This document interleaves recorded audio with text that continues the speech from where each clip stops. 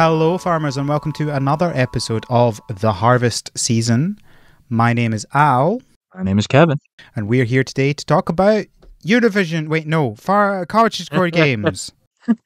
No, Eurovision's correct. Sorry, I've got Eurovision on the mind. Get out of the way, cottagecore. We are recording this literally an hour before the Eurovision Grand Final. So it's all on my brain. That is what it is. I don't know. I thought this was the start of the season or whatever. No, this is it. This is the final one. This is it. We're done after today for this year. Okay, who is in the final? I don't know how these things work. There are 26 countries in the final. Do you really want me to read them all out to you? Oh my goodness. How? I don't get how Eurovision works. But if the listener's interested, maybe they could find out in some place on some media. Yeah, we do have a Greenhouse episode that was just released today as we're recording, a few days ago when you hear this, where me and Cody go over our favourites at that point. And we're going to do another episode where we update our favourites because the live stuff always changes who my favourites are. Like, my favourites are never my favourites by the end because, like, some of the stage performances are great or rubbish, and that changes things. And go over our feelings about who won and what we're annoyed about and why we're annoyed about Sweden winning. So, yeah. Anyway, so this episode we have a very exciting interview. Yeah, how long has it been since we had an interview? I know, it must be a year since the last interview. Yeah. So this is an interview with Valerie Rose Lohman, who is the voice actor for the main character in Wylde Flowers. And, just going to keep throwing these Wylde Flowers episodes at you. Before long, Kevin's going to make us a Wylde Flowers podcast. I will not be stopped.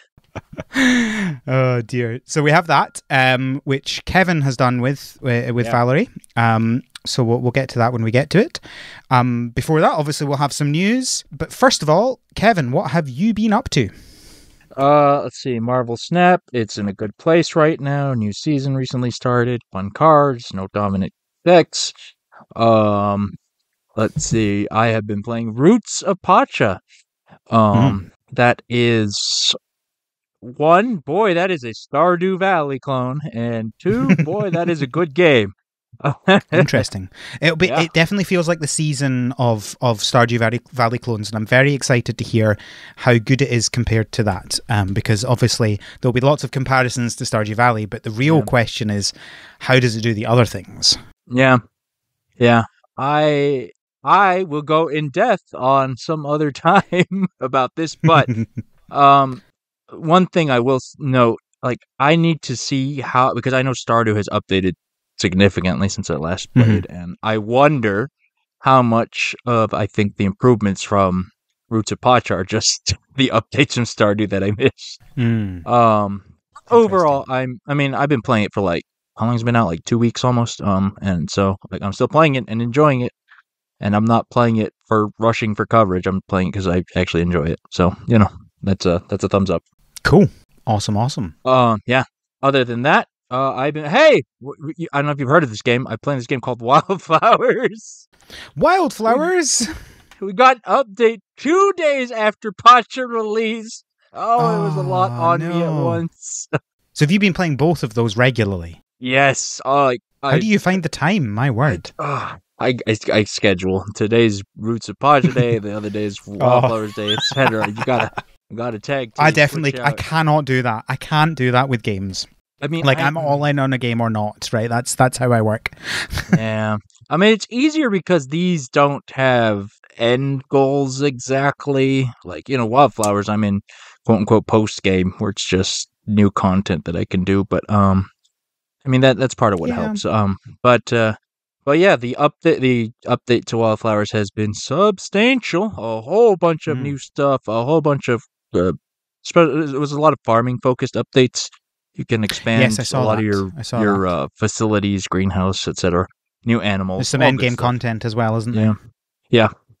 So yeah, it's good. That's pretty much what's been eating up my life. What has been eating up your life aside from Eurovision, Al? Well, I finally started playing Hollow Knight. right? So I got really into Metroid Dread last year and really enjoyed it. It was really good. And I was like, maybe I should try some more kind of similar sort of games. And everyone's like, oh, you should play Hollow Knight. It's great. So I was like, oh yeah, maybe I'll do it at some point. And then they went and put it on sale for like, it was like £6 or something like that on the Switch, and I was like, "Oh well, I guess I'm buying it now then." Yeah, so I bought it, and then I had to play Coral Island and stuff like that. But then last week I started playing Hollow Knight. So I haven't finished it. I tried to finish it before Zelda came out, but I didn't manage. I've got maybe 2/3 of the way through the game. So at some point I'll come back to it and finish it off. I am enjoying it. It's good. I have my issues with it, but it's generally pretty good. I still, and this is going to sound stupid for being a for playing Metroidvanias and saying I enjoy them, I still don't like the backtracking exploration of it. So like, I'm fine when you're going through and you're like, oh yeah, okay, well, let's go look at all the areas and like, okay, I'll need to come back here and blah, blah, blah, blah. My problem is when you have to like, okay, now I need to go back to that thing I couldn't do before. I really don't like that because it's just so much of just doing the same thing again to get back to another bit that I can then do. And I feel like these games need many more fast travel areas. Like Hollow Knight has a bunch of them, but it's like one per area, and it can take like 5 minutes to get from one end of the area to another. And it's like, I'm now trying to get to this area because I've now unlocked this ability to do this thing, but then I have to like spend 5 minutes going across, and if you die, oh well, you have to do it all again. Like, it's just that bit I just don't find fun, so that kind of makes the end game a bit annoying. But overall, I'm enjoying it. It's good fun. The combat's fine. It does the job. It is a fun world that they've created. There's lots of different things, lots of different enemies, and the boss battles are challenging but not impossible. So yeah, no, I'm enjoying it. It's good fun. Okay. Yeah. I mean, I think I agree with you. I think they could use more fast travel points. But on the other hand, like especially towards the later game when you have everything unlocked and you can just breeze through everything, that kind of feels cool too. But I see your point. But anyways, yeah, I mean, you can do both, right? You don't have to use fast travel options. Like one of my favorite things about Breath of the Wild is just how many fast travel areas there are. You go to a shrine, that's it. It's another fast travel area. So you can just like tear through, see everything, go to everything you can see, and then you can really quickly travel around the map. Yeah, sure. But speaking of which, so this is we're recording the day after Tears of the Kingdom came out, and boy, have I played that game so far. So I have done the tutorial area, and I've done a wee bit more of the kind of main story since then, and maybe another 5 shrines or so since the tutorial area. So it's going well. I'm enjoying it. It's fun. It still has, obviously, I fell straight back into the controls from Breath of the Wild. It feels the same control wise, just with you obviously have extra abilities, so that's something you have to learn. But like the combat, it feels almost exactly the same, and that's good, right? Yeah. Like, I don't think they needed to change it. I think that obviously they've got the new weapons and fusing and stuff like that, which is good, but like the actual combat, exactly the same, exactly how I want it. Like I went straight in immediately, as good as I was before. Maybe take me like 5 minutes to get there, but that was it. I'm in. I know what I'm doing. I love this. This is great. I really like what they've done. I won't say too much, obviously, because I don't want to spoil it for people who want to play the game but can't afford it at launch or whatever. But like, I love what they've done about the world. Like, it's not Breath of the Wild just again, right? They've done loads of things to make it feel like time has passed in many different ways, and I'm really liking that. And obviously the Sky Islands and the caves is a really fun addition, having the kind of 3 different levels. So yeah, no, I'm really enjoying it. I'm looking forward to spending a lot of time in this game. I'm hoping that I can kind of get to the point where I'm playing it in chunks rather than, because like, as I've said before, the way that I play is like, I'm going to play this game and nothing else for like 2 weeks, 3 weeks, 4 weeks, whatever. I don't want to do that for Tears of the Kingdom. I want to enjoy it. I want to take it slowly. I want to explore. I want to do lots of things. But I also want to play other games at the same time, right? Because like, there's loads of games coming out. I've got podcast episodes to do, and I want to play these games. So hopefully I can get into that sort of like, spend a few days playing and then spend a few days playing something else. I don't think I can do what you're doing with the 1 day on, 1 day off. That is just not, I can't do that. But oh, So it sounds like it's a sequel to Breath of the Wild. That's kind of It the is. general Absolutely consensus is. I've heard. Absolutely is. If you like Breath of the Wild, you will like this game. If you don't like the Breath of the Wild and the things that Breath of the Wild does differently to other Zeldas, you're not going to like this game. There because you go. it very definitely is. It's built on that, and it changes things. And I think it does things in a better way. There's a lot of changes, so it doesn't feel like the exact same game. It doesn't feel like DLC. It feels like a sequel. But yeah, if you didn't like Breath of the Wild, you're not going to like this game. Don't bother picking it up. Sure. Yeah. If you All liked Breath of the Wild, but you had some issues with it, you'll probably still have some issues with it, but you'll still love the game. It's great. Yep. I think it's great. Yep. And I guess just follow up on last episode, I said I was playing Fall Guys and I was trying to get to level 100 on the season pass. I did it. I got SpongeBob. We're sorted. All good. And Craig doesn't care. He still wants to be the duck. So classic. There you go, of course. Oh man, Fall Guys. All right, good stuff. Yeah, that's what we've been up to. So, should we talk about some news? No. Okay. Well, that's our episode. First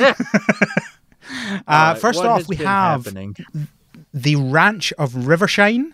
This is the horse riding / rearing / I think you breed them breeding game as well by the horse game. Elish, who made Capybara Spa and Lemon Cake and what else? There was a couple of games that she made as well.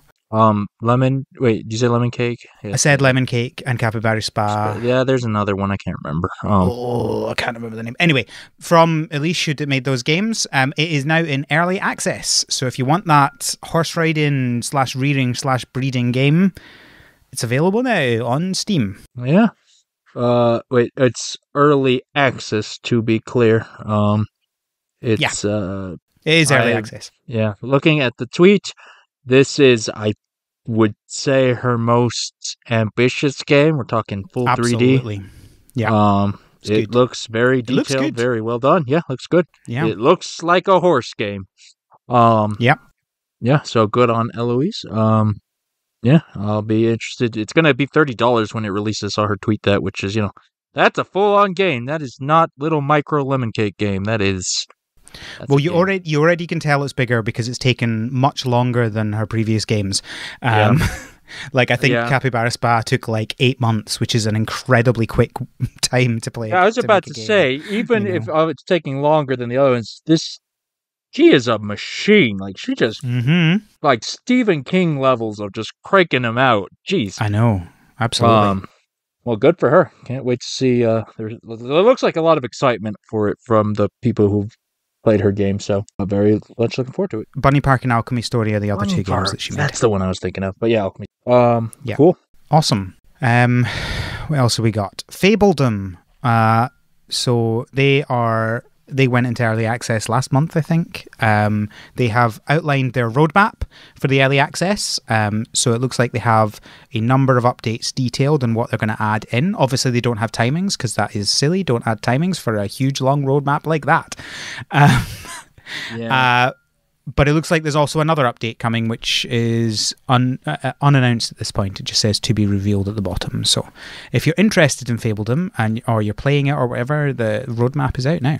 I'm interested. I haven't played it. I will probably wait. I just saw the quest system isn't out yet even, so yeah, I'll probably wait for that to cook in the oven a little more. But of course you're interested. It's a city builder. What city builder aren't you interested in? Yeah, you're right. Guilty as charged. All right. Next big thing, Paleo Pines. So this is the dinosaur farming game where you're farming with your dinosaurs. I didn't see what I was looking at next, but yeah, I was about to say. Speaking of games, what else do you need to know about this? They have detailed their accessibility options and considerations because they're not all options, which is where I find this interesting. So we obviously, on this podcast, we appreciate when there are accessibility options and we call that out when there are and when there aren't. So it's always good to call it out when there are and celebrate when people are doing good things. So they have a bunch of things. So first of all, they've kind of thought about dyslexia from the get-go because they do have a dyslexic person on a team. I always say it's important to have lots of different people on the teams because then you actually think about things that you otherwise wouldn't think about. Oh boy. I'm just not getting to other news, but like some of those big companies could learn a lesson from Oh, that. Cough, Activision, absolutely. Blizzard, cough. Um, And they're big enough to have enough to probably have most people with most differences in the company, and they you can't know what? deal with I things properly. I bet they have a significant, well, maybe not. I don't know. If they do, they don't. The people who should care don't care. Yes, But that's neither here nor there. Paleo Pines does care, and we applaud them for that. yes. Do we have a date? I don't remember. Is this game out? I want this game coming soon. No, Um, we don't know. Coming Okay. soon, yeah. So the second thing, which I think is really interesting, is they don't have a color blindness option, but they have chosen their colors with color blindness in consideration. So the idea is that they don't need a color blindness option because everybody should be able to notice the differences. Because there are colors that can do that fit all the, because there's lots of different, there's like 5 or 6 different color blindness standards. And obviously, it's a bit of a, each of them is a bit of a spectrum, but individually, I think they're quite different because it's about Yeah. different things that are wrong with your eye. Like you might not have the right number of cones, or I'm not a doctor, but it's stuff like that. And so, yeah, they have chosen colors with that in mind, which I think is definitely the better way to do it if you can do it. A color blindness option is fine, right? It does the job, but it's good not to have to make people turn on options if you can, I think. That's food for thought. Hmm. Probably a discussion too long for here. But it is interesting Probably. because you don't see this that often where people or a game studio designs it from the get-go. So that is interesting to compare and see. Yep. But yeah, I mean, but the fact that they think about it, like, major props for that. So good for them. Yep. And this stuff is is in it from before early access, which I don't know, are they doing early access? It doesn't say. But the point is they haven't released a version and gone, but this one isn't accessible, which always feels a little bit meh when people are like, yeah, here's a game that you can't play yet. Well, you know what? I mean, that happens a lot too, though, for other It big does. companies, and not even no, absolutely. accessibility reasons. Looking at you, No, Redfall. you're absolutely right.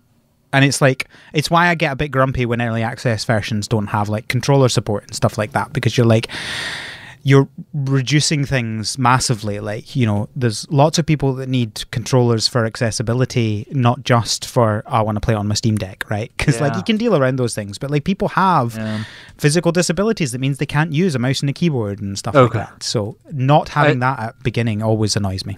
As a side note, you mentioned this for early access, dude. Like, when I remember Bed and Breakfast didn't release like the full version with controller support, which hurt a lot. You can tell that game was developed before the Steam Deck came out. That's not happening with any games ever again. Yeah, I think so, because guess what? Roots of Pacha came out, and it is a joy to have controller support from the start. Yeah. Let me tell you, that helped my review a lot. But anyways, but yeah, good job, Paleo Pines. Speaking of things that aren't options, that are just there in from the beginning, when there are audio elements that are critical, they've included visual cues to help people who can't hear, or with just lower hearing abilities. That's good. Which is good. You should never have something that only relies on one sense to be able to do these things. Except, I guess, for games, I guess it's difficult to not have visual things. Yeah. But, I'm a web developer, so I'm always thinking in these sorts of things. And with web development, it's really easy to make it work for people who can't see. But, of course, the games is probably a bit more difficult. Yeah. I know. That's a right. Speaking of which, did you know you can see the transcripts for this audio podcast on the website? Yeah, apparently I forgot to say that in the beginning. My word. I'm really not in the habit of saying it yet. Look, it's fine. I mean, hopefully they're learning at this point. It's the default. Anyway. Yeah. We need podcast apps to support the transcript option, so it can just happen by default. Yeah, that'd be nice. But most because it's in one of the newer RSS standards, but most apps don't support it yet, so I haven't put in the work. And here's one that I've never thought about, which is very interesting. The character speed can be slowed down to increase accuracy for people with fine motor impairments. That's first of all, yeah, like this is detailed accessibility design and Yeah, right, thinking. Like, right. holy moly. Um, and yeah, and I'd never thought about that either. Wow, that's a lot. Yeah, Yeah, good I think for it's them. great. I don't know what else to say there. Wow. That's impressive. Absolutely. But the fact that they care this much about this, like, I think that gives me high hopes because Yeah, that's that's a good I point. I think that correlates in general for the quality of a game Yeah, because they yeah, care about really fine details. So, absolutely. I Agreed. think this is really good for Paleopines in general, like looking forward to it. So yeah, I mean, they can take the time, but boy, I can't wait to play this game. I want my dinosaur farm. Absolutely. I wanna farm with my dinosaurs. Next, we have a completely different thing. So, Go Go Town, which we talked about a couple of weeks ago. Was it last week or a couple of weeks ago? Anyway, it doesn't matter. This is by the developers of Yonder, the Cloudcatcher Chronicles, and Grow Song of the Evertree. My word, they're bad at names. This one is a better name, Go Go Town, right? Yeah. I'm sure they'll add on a subtitle at some point and make it a worse name, but this is a good name so far. Go Go Town. We're not Animal Crossing. That's the subtitle. Well, look. They have added something that I have never considered for a farming game, but now I do not know why nobody has done this. They have added power tools, and let me tell you, this has made my excitement for this game go from like maybe like a 3 or a 4 to a 10, like in fact maybe 11, right? Like, I am so excited for this game. Not only does it look so much fun just in general, like I think this is the first video I've seen of it. Like, I love the graphics and the animations in general are so much fun, but these power tools, they just take the fun to like a whole different level. I love it. It's great. That is a fun distinction. One thing I will say from the video, that is some banger music. They have a Absolutely. leaf blower. That's an interesting one. Yeah. Don't need to sickle the grass away. Just blow. Oh my gosh, you can blow the cow. I'm looking at the trailer and just poof blows the cow away. It's a good look for it. I will say, like you said, yeah, you don't see this in cottagecore games, power tools and whatnot. Yeah, but this is the thing. I haven't checked every single game, but I'm sure I've never seen this. And listeners, if you know of a farming game that has power tools, please tell me, because I've never even considered it before. How have I never thought about this? I don't know. It's really interesting to think about. One thing I also note about this that it really helps the game, like the game feels a lot more dynamic. Like everything's kind of bouncy, for lack of a better word. Like you start up a chainsaw and it rumbles because the motor's going. Yeah. There's the walk, And even just the way you're bounce. the way you're walking is so much fun. Yeah. So it's better than just the usual chop chop chop of an axe, right? So that is a Definitely. good look. Yeah, that's good. That's really cool. This game, I'm a little on the art style, but the animation, Interesting. well, okay, it's not bad, but it really feels like an Animal Crossing to me. I don't know. It feels much more cartoony than Animal Crossing to me. Like somewhere between Animal Crossing and Link's Awakening. Yeah. It's just, I'm very excited design for this. that I think is I can't stop looking at. But no, you're right. In general, Is it their overly simplified faces? Is that the issue? I think so. Something about the proportions just is really similar. But I mean, overall though, it's even with that, it's really selling itself with all this stuff we're talking about, because you're carrying like this huge basket and this huge chainsaw. You're running around, and there's all these machines and baskets, and there's a lot going on. But in a good way. It looks. It doesn't feel overwhelming. It just it feels like they're going fast because they want to, not because they have to. Yeah, exactly. Which feels like a really nice balance, because I don't like games where you have to go fast. Like, they stress me out. But if I can go fast, I'm going fast. Yep. So yeah, no, this is, again, what a good look for just like Paleopines. This is a pretty good look for Go Go Town. So we'll be keeping Yep. an eye on it. It does excite me more, like you, maybe not an 11 quite like you, but I'm definitely a lot more interested. I'm seriously considering it as opposed to I forgot what this game was before we talked about it. Yeah, no, absolutely. I would be very surprised if anybody like looks at this trailer and isn't more excited about the game than before they watched it. Yeah. Even if that's not a huge amount more, right? It's I think everybody's going to be increased slightly. I think it's just so much fun. Yep. And also just a note, there is to use their quote, super early pre-alpha digital demo. Unfortunately for listeners, it ends on May 14th, which is only a day after this recording, but before this podcast releases. So travel back in time and get the demo if you can. But it's still really early. So there'll be plenty of more opportunities to play it later, and with bugs ironed out and whatnot. So good for you, Prideful Sloth game. Exciting.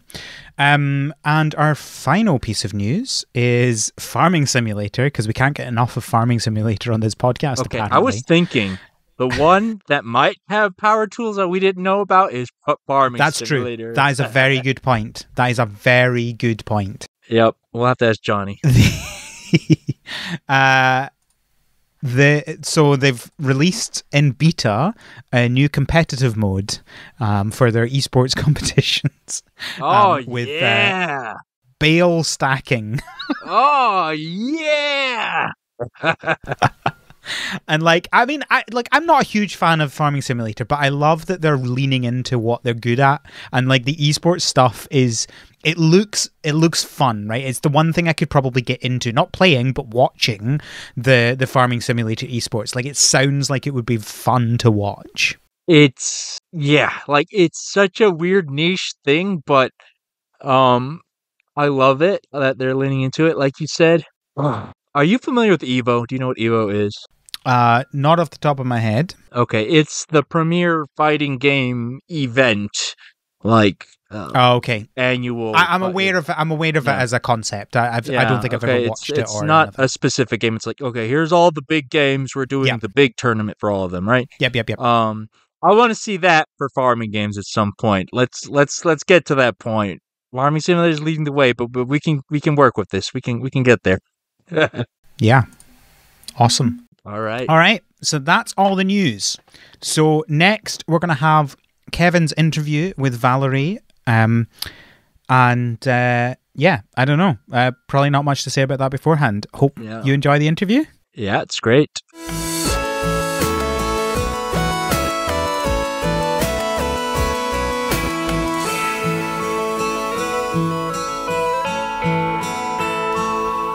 Hello, farmers, witches, and all you wonderful listeners. I'm Kevin, and I've got a very special treat for us all. I am here with someone truly born to be wild. One, Miss Valerie Rose Lohman, the voice of Tara Wylde herself. Hello. I'm so happy to be here. We thank you for being on, Valerie. I've talked about Wylde Flowers at length on this show, multiple episodes solely dedicated to it. So to have the star herself here is beyond thrilling. That makes me so happy. I'm so glad to this is my first podcast talking about Wylde Flowers, so I'm thrilled to be here. Yeah. Oh, that's exciting. Oh, man. Al isn't with us, but he will be hearing all this, and I'm sure he'll be pumped to hear that. Cool. Okay, so I guess why don't you go ahead and tell us about yourself, your career, etc. Whatever. How do you like to introduce yourself to our listeners and such? Yeah, so my name is Valerie Rose Lohman. I am an actor and voiceover artist. I am born and raised in Southern California. I live in LA now, but I grew up out in the Inland Empire in Orange County. I started working when I was 14, doing a lot of regional theater and stuff, and I fell into voiceover a couple years ago.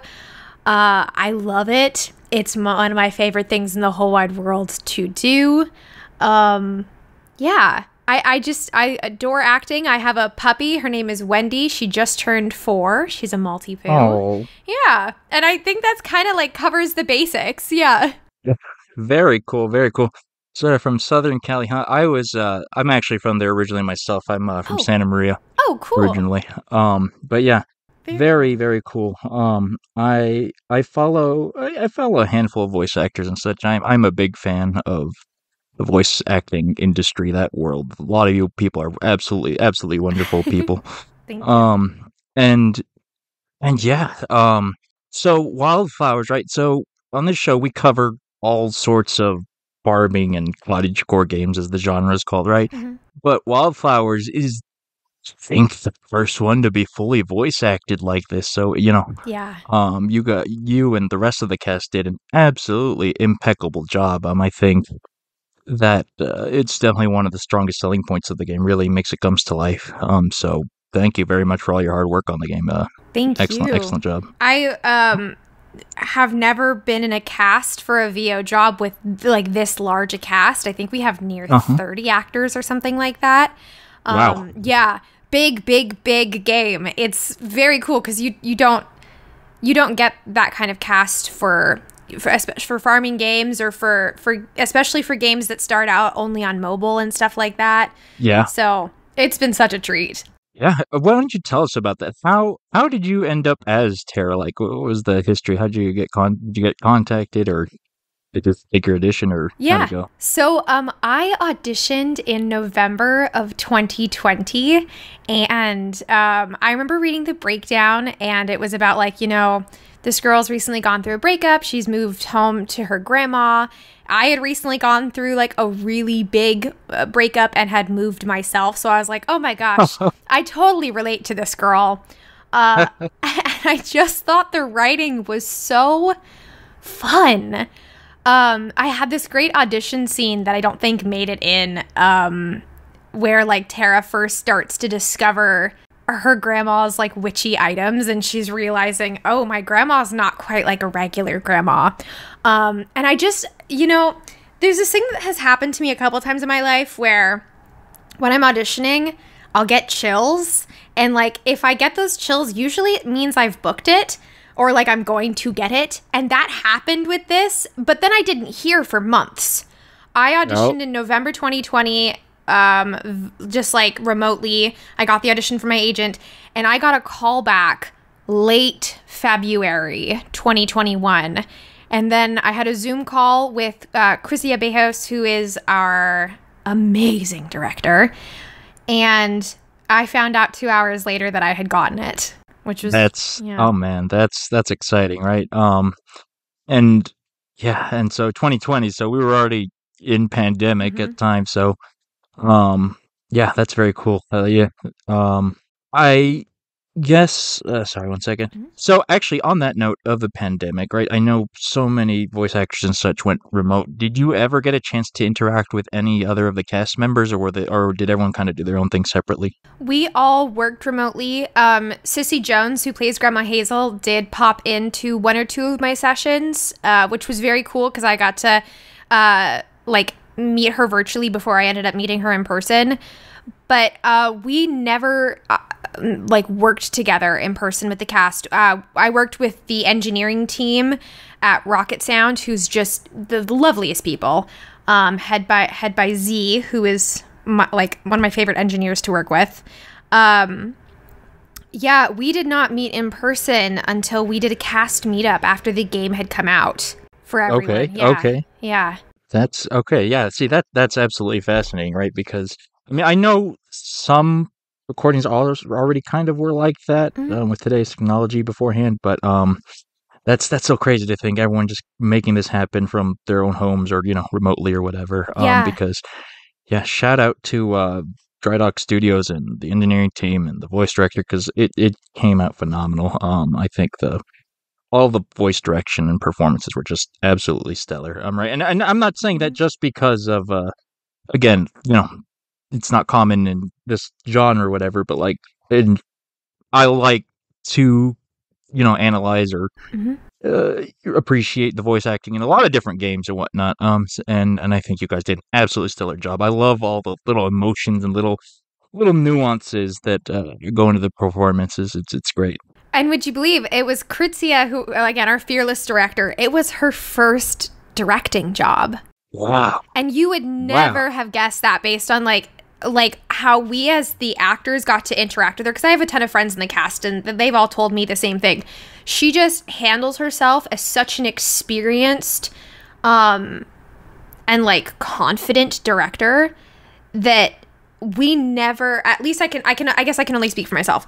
I always felt completely at ease and safe and just trusting her direction and her vision and like what she wanted to get from me. And when I found out it was her first directing job, obviously she's an incredibly accomplished voice actress and on-camera actress. But I was just blown away that it was her first directing job. Yeah, wow, I never would have guessed that myself. Wow. Yeah. That's amazing. Major props to her. I cannot wait to see what she does next. I think she's going to be a really big deal in the directing world. Oh man, I'm excited too. That's fantastic. Now I know voice actors and such are generally really busy people. But have you ever gotten a moment to actually sit down and play the game? I own the game. I have it. I have not sat down and played it yet. Part of it is like the game is very emotional for me because my own grandma's name is Grandma Hazel, and she passed away during the recording process. Wait, really? Yeah. No way. That's crazy. It was such a weird. Me and a lot of the cast had like weird coincidences with our characters that it was very much like a meant to be thing. And I want to play it, and I'm so excited to play it. And I've watched a ton of the cutscenes, but I also am like, my heart is not quite ready. But I'm excited to start playing it at some point, probably soon, probably this summer. I don't blame you, like, because. Yeah, I think, especially the Tara and Hazel relationship, I think is some of the strongest emotional notes in the game, right? Yeah. I won't go too specific for people who haven't played the game, but there's a scene towards the end of the game that gives some closure for Tara and Hazel. I hope you know what I'm talking about. Yeah. That one, that one just hit me right in the gut. Yeah, that one broke my heart. That's incredible though. Yeah. Wow. And on that note, I guess let's talk about Tara herself for a moment. What are some of your favorite things about Tara working with the character and such?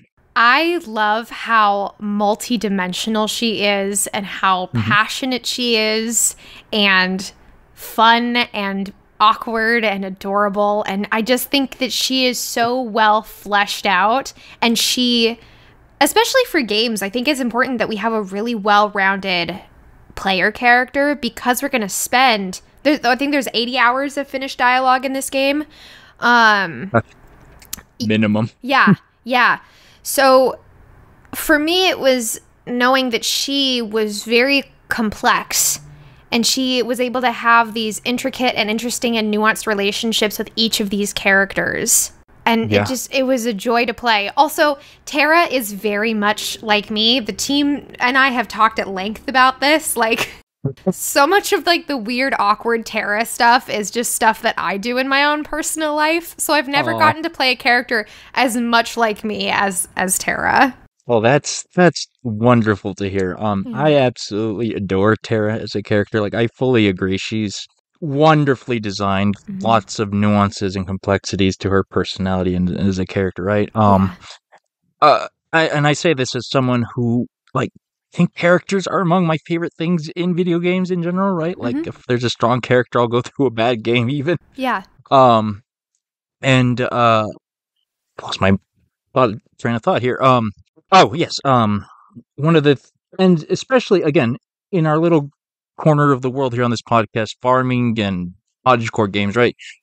A lot of the player characters are silent blank slate characters, right? Because they're trying to let you have that fantasy or however you want to call it, right? The role of owning the farm or doing whatever it is, right? So to have this Tara on the total opposite side where she's a full character on her own with her own likes, dislikes, personality, and whatnot. It's really refreshing and incredibly well done. Again, fantastic job on that. Thank you very much for all that work. Thank you. I really appreciate that. Do you have any favorite lines or moments or scenes from the game from recording? Oh gosh, so many. That's hard to pick, I know. It's hard to pick, and I'm trying to think of what. Everything with Grandma Hazel was really fun. Oh gosh, I love when Tara realizes she can turn into Cleopatra.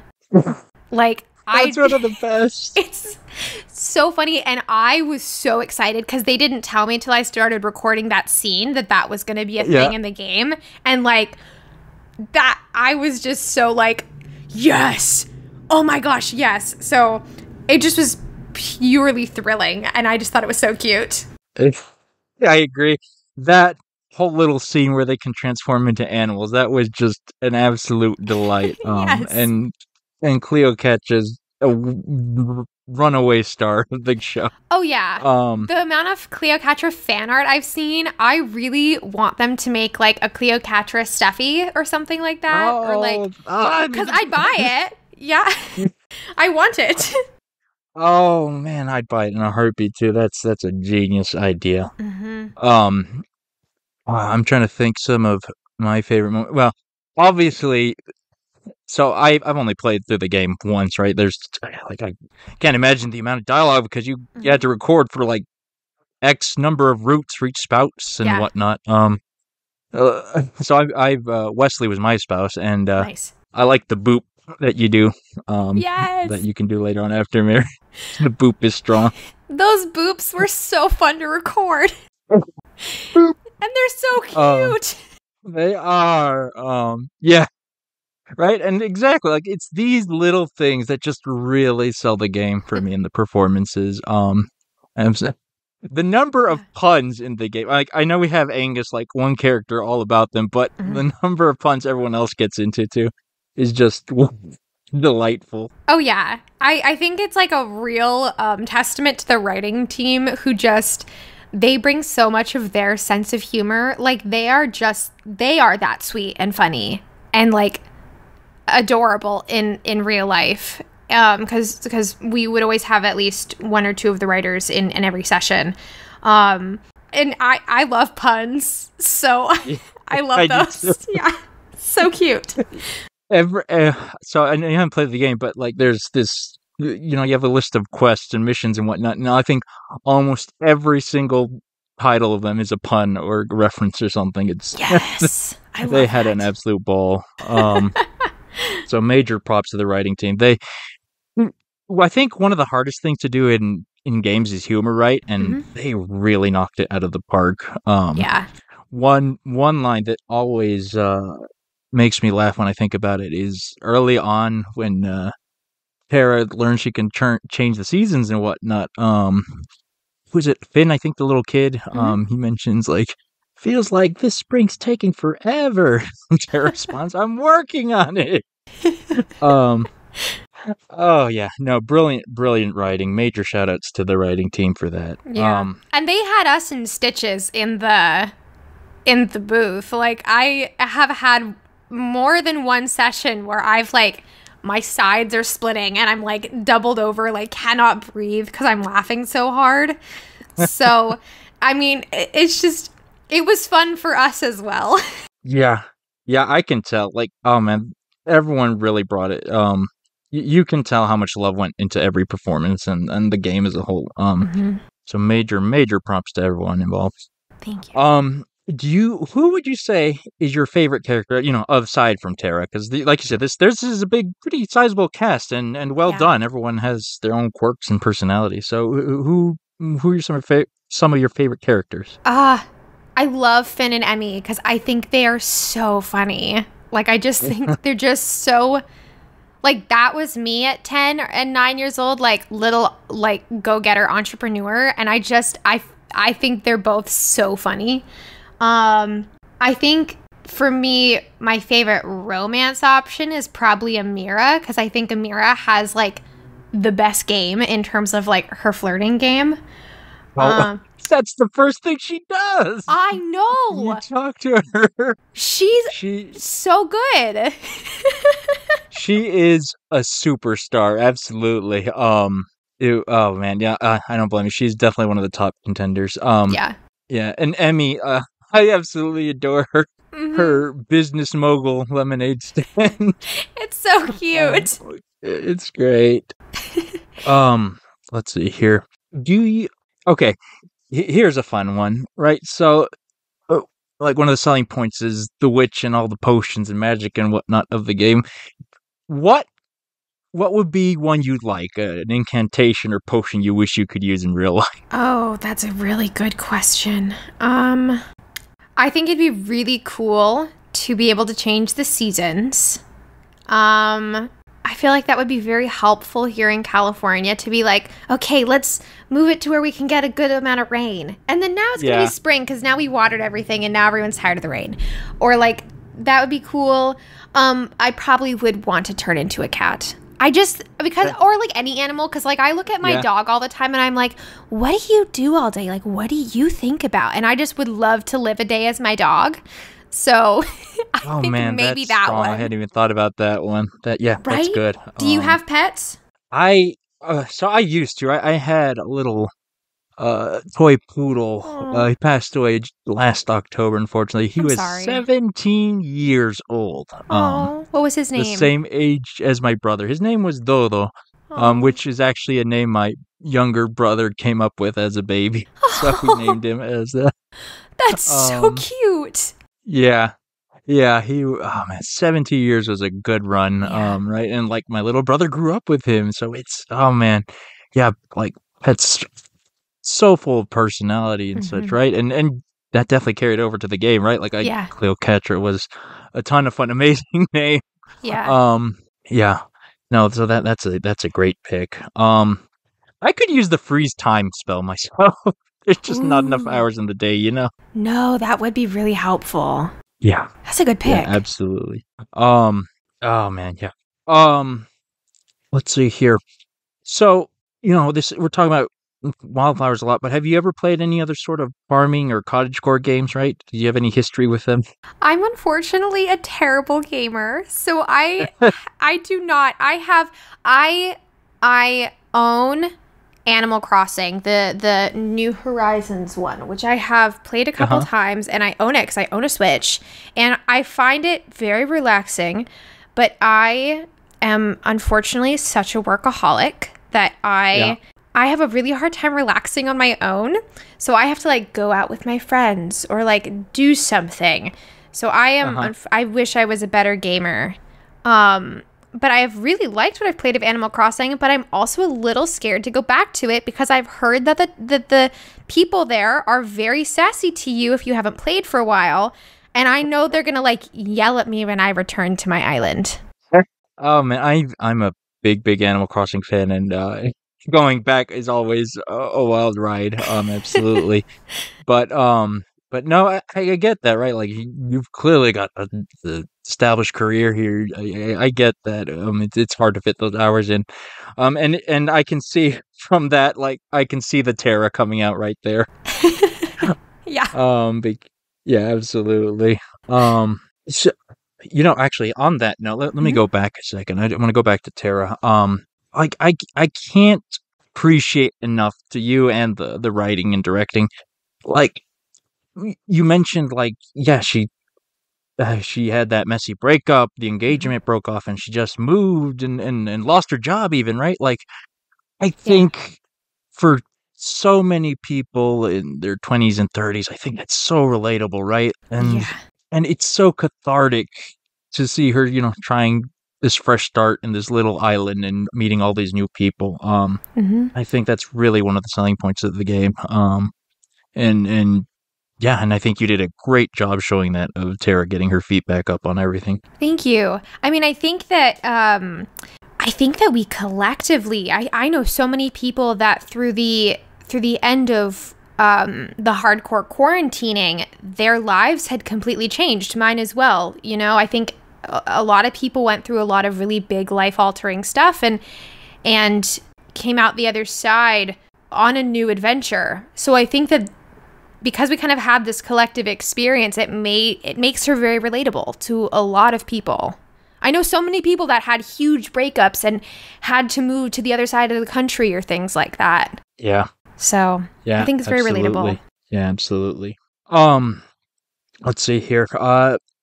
Do you have any other hobbies or interests you'd like to talk about and such? Yeah, I do a lot of stuff. So acting is my job, obviously. Right. Acting and voice acting. I also last year started making music for the first time, which was really fun. Oh, do you play instrument or is it singing or what I'm is a it? singer. I wish I played better, but I very luckily have my brother-in-law is an incredibly talented musician and producer. So I have him and my other producer who I work with. I write, but I do not play, but I sing. So I'm very lucky to have two collaborators who are like musical geniuses who can play every single instrument known to mankind. Because I wish I played, but I do that, and I that was kind of something I'd always kind of like entertained. Like, I think every kid wants to be a rock star at some point. Right.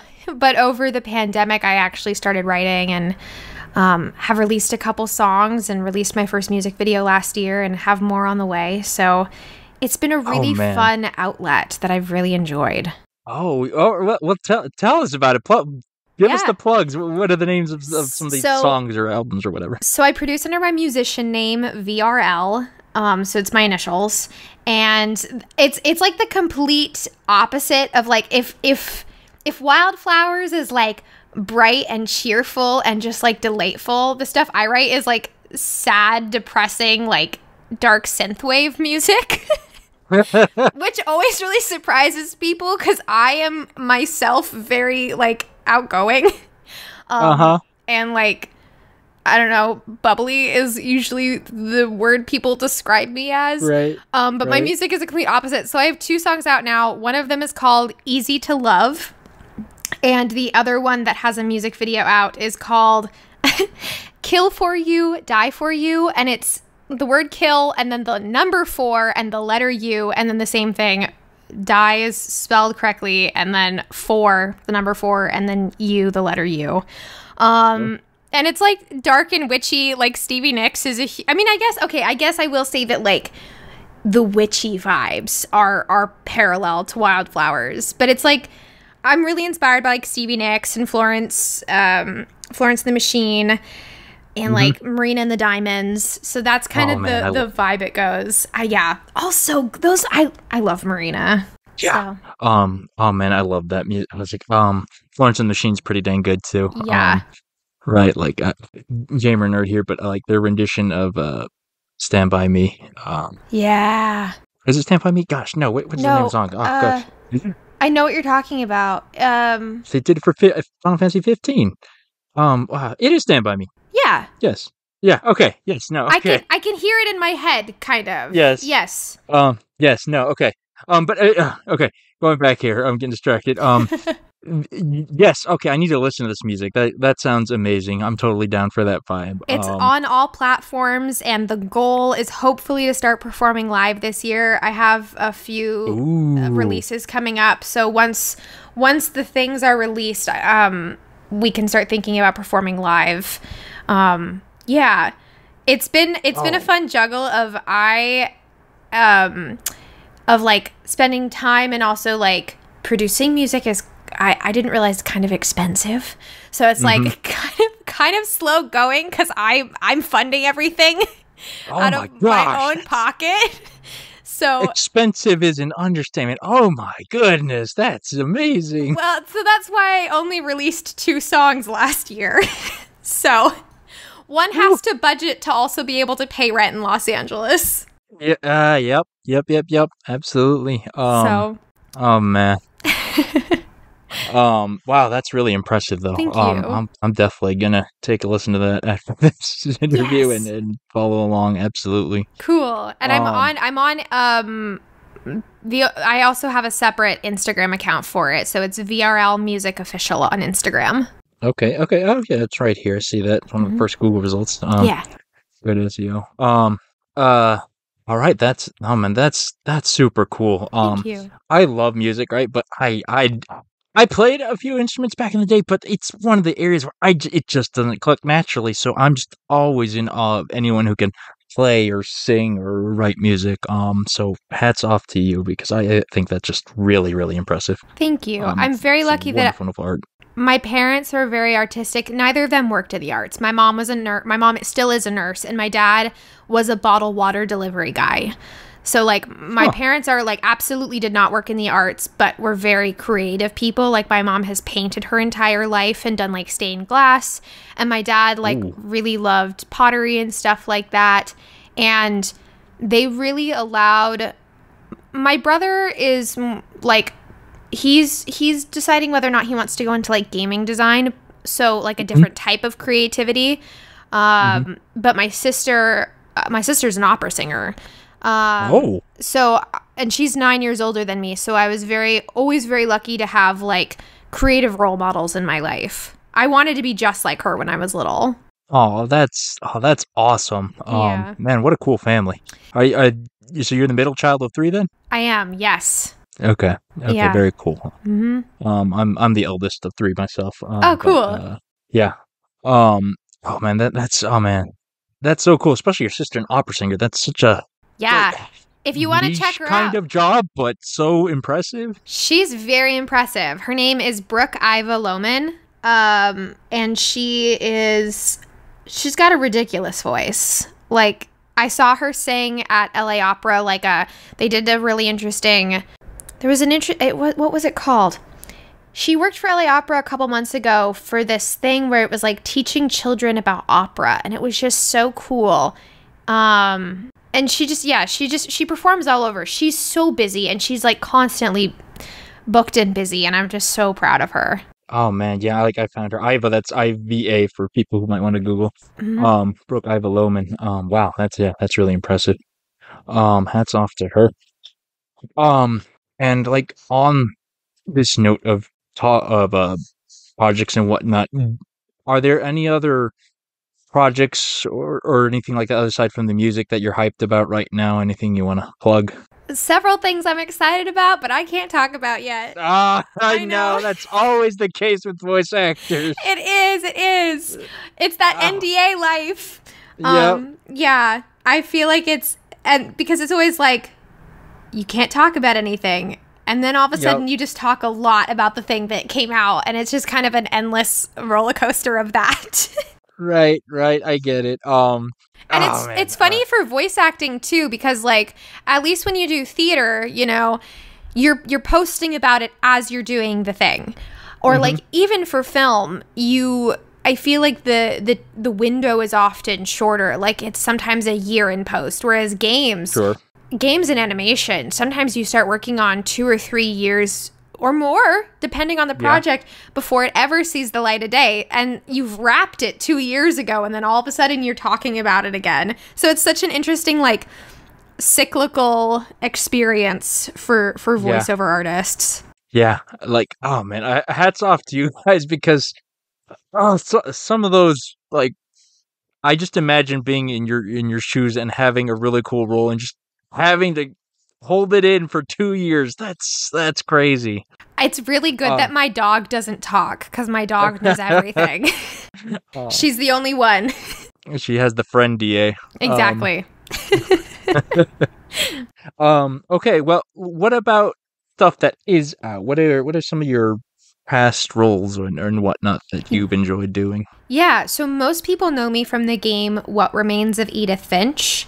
That's kind of the game that gave me my start, and is still, like, people are still discovering that game. It came out in 2017. It came out 5 years ago, and people are still messaging me being like, I just played it for the first time today. Oh my gosh, which is really exciting. And then I really loved working on Wolfenstein Youngblood. I got to go like do all the mocap for that. I got to go do the mocap in Sweden, which is actually where that's where I met Shelby Young, who plays Natalia in Wylde Flowers. Okay. And Shelby is like one of my best friends now, and it was very cool that we have now gotten to work together on stuff like since that, because we played twins in that game. Huh. That's fascinating. I love Natalia. Since, like, her shop's the closest to your Yeah. to your farm in the game. Like she's like the first one I become best friends with. I love that. So yeah, that's great. Yeah. And then I Oh, also that's so cool. All the way to Sweden. Yeah. Oh man, didn't expect that. It was very cool. We shot for like 2.5, 3 weeks over there, and it was my first time working overseas.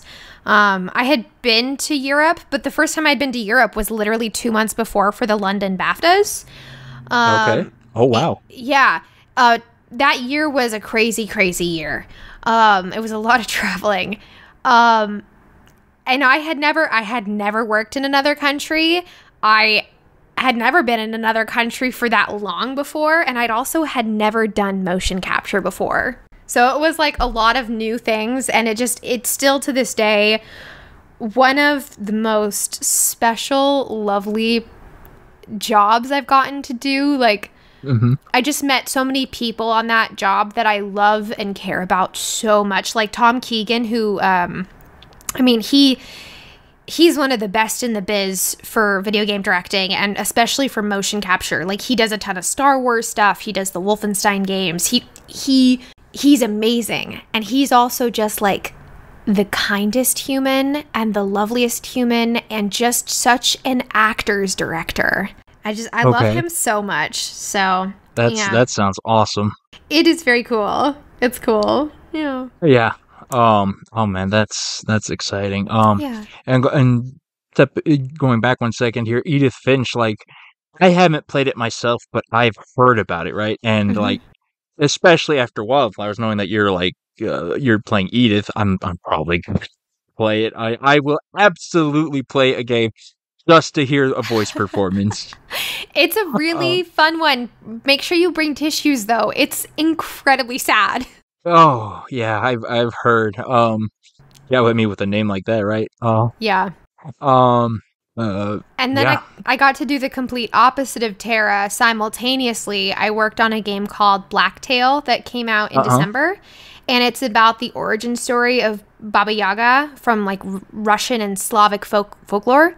Oh, that's interesting.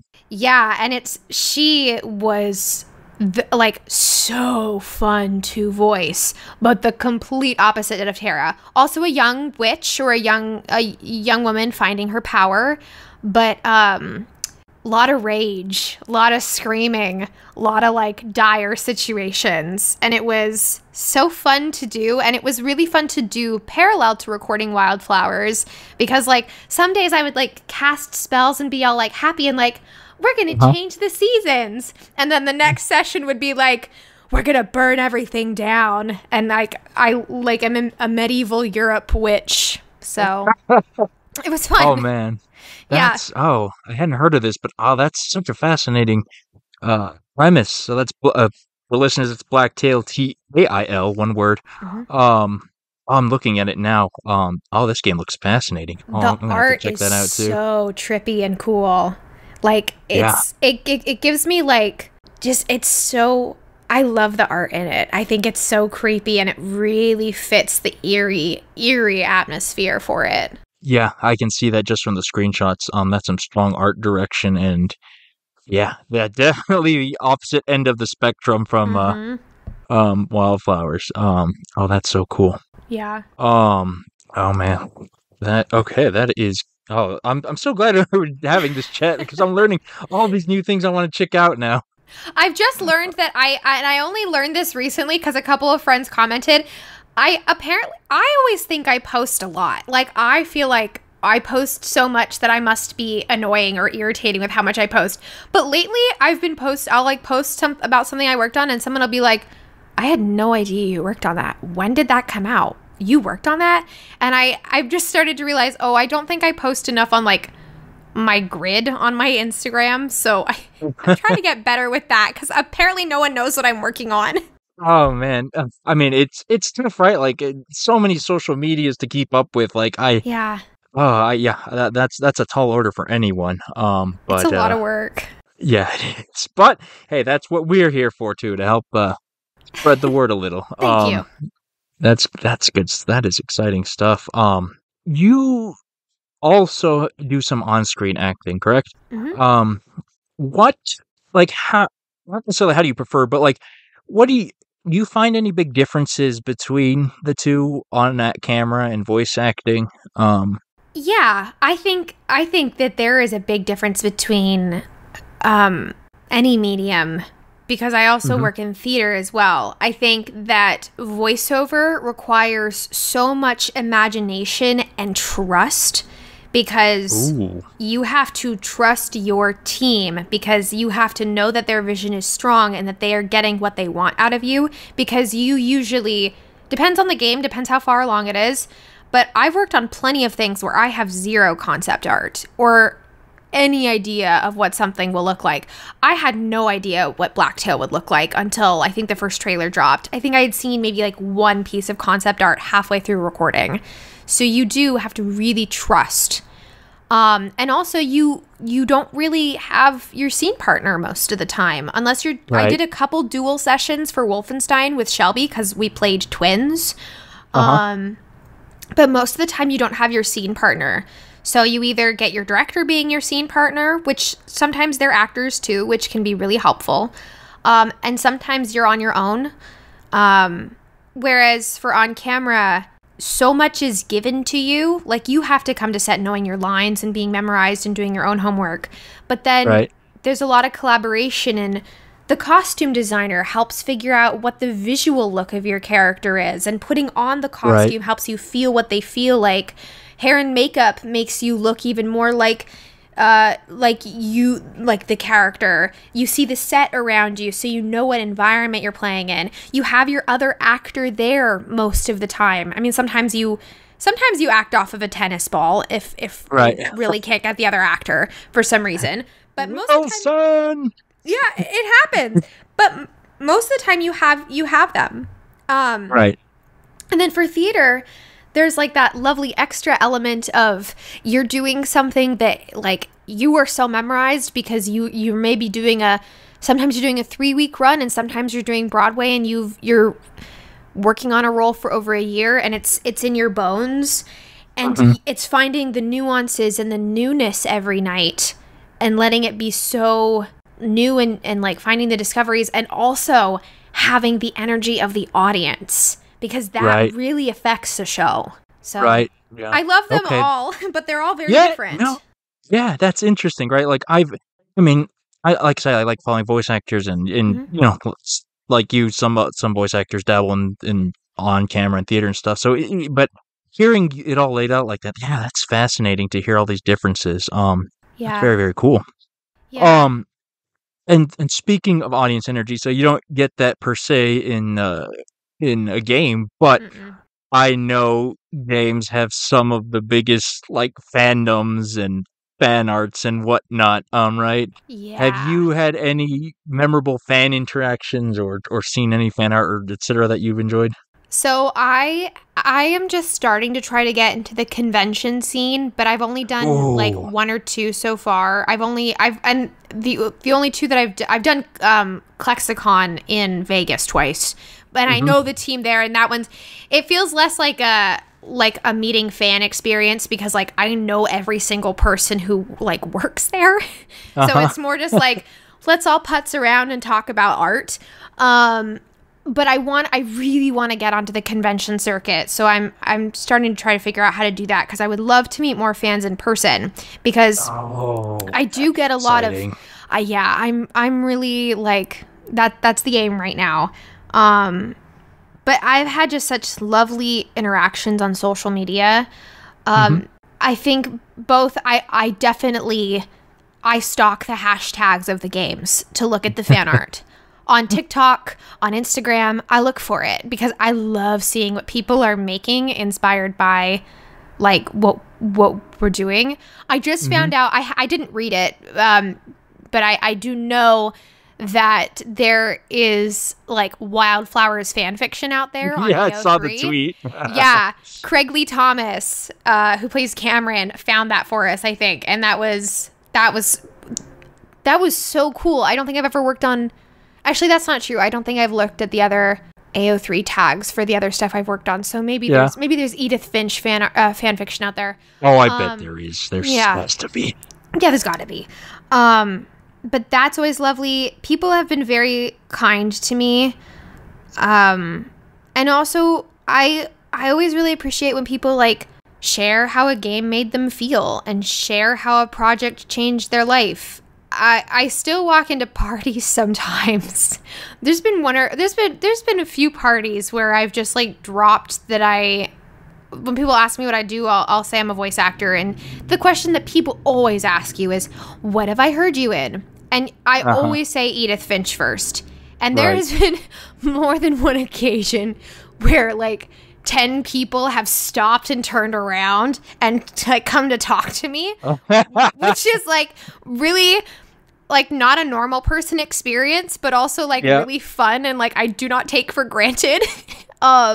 Because like, again, it's a game that came out 5 years ago and it's still affecting people, and what a gift. What a gift. Yeah, no, oh man, I really hope you get into the convention scene, because like as someone who attends them, you know, from the fan side, it's just so awesome to see people like you, the people who put the work into it, and meeting you. So I really do hope we get to see you around the cons a bit more. I'm over here in Atlanta, so MomoCon and Anime Week in Atlanta are the big ones. You need some suggestions. Yeah, I'm always looking. If there's any programmers listening, I want to go to your convention. I'll go anywhere. I know a friend or two. Oh man, look, talk to Ray from Wesley Ray Chase. He goes to lots of cons. He goes to a lot. He'll hook you up, I'm sure. I'll send him a message. Oh man, that's super exciting to hear. You might get into that more, but yeah, very very cool to experience that. I can't even imagine, because I know so many people who, you know, there's so many different stories in games, right? And so many people get so close because you spend so much time with it, unlike maybe other media, right? It's not a 2-hour movie or X number, right? You can spend hundreds and hundreds of hours like I have in Wylde Flowers. Yeah. So you really get attached to these characters and performances. Yeah, it's very deeply personal, and I think that's so cool. Like, what a cool medium. And I think it teaches empathy. I think it is so wonderful to get to step into other people's shoes in that way. Mm-hmm. Yeah, absolutely. Yeah. Okay. And with that, let's see. I guess, first of all, do you have any socials or links or anything you'd like to plug here, shout out here? Oh, yeah. Before we start wrapping up. Yes. So I am on Instagram at Valerie Rose Lohman. If you want to follow my music, it's at VRL Music Official.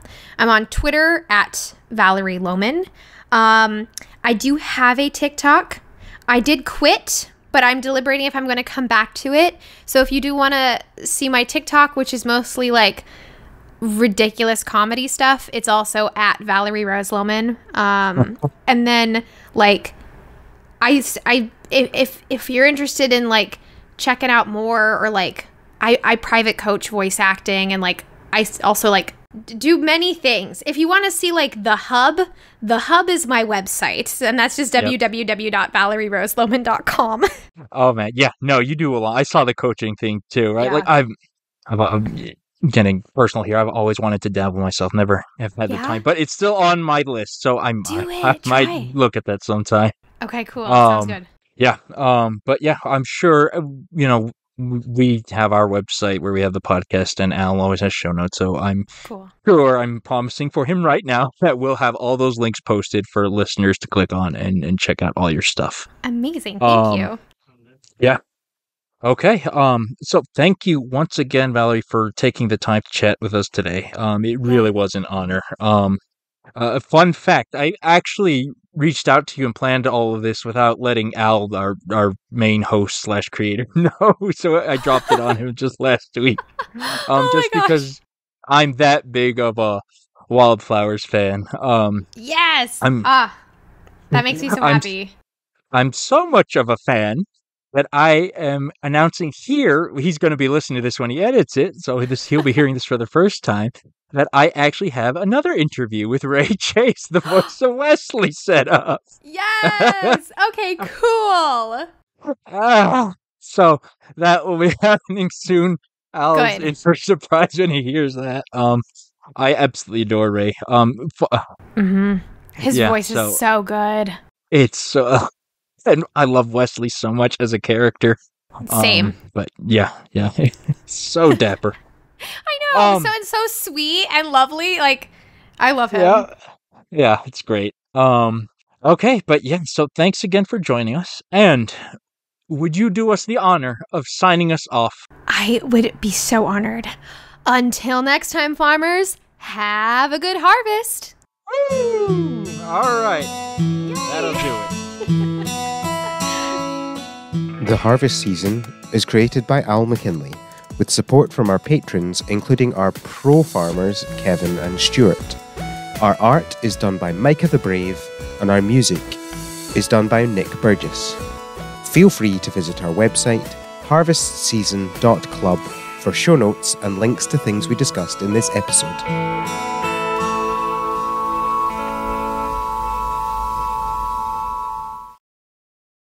Do you want so the countries that are in the final are Austria, Portugal, Switzerland, Poland, Serbia, France, Cyprus, Spain, Sweden, Albania. I nearly said Albany there. What on earth? Why on earth was that in my mind? Albania, Italy, Estonia, Finland, Czechia, Australia, Belgium, Armenia, Moldova, Ukraine, Norway, Germany, Lithuania, Israel, Slovenia, Croatia, and the UK. Whoa, Serbia. Dark horse Serbia. Gonna take it all. I highly doubt it. Yeah. Because I can't even remember what that song was.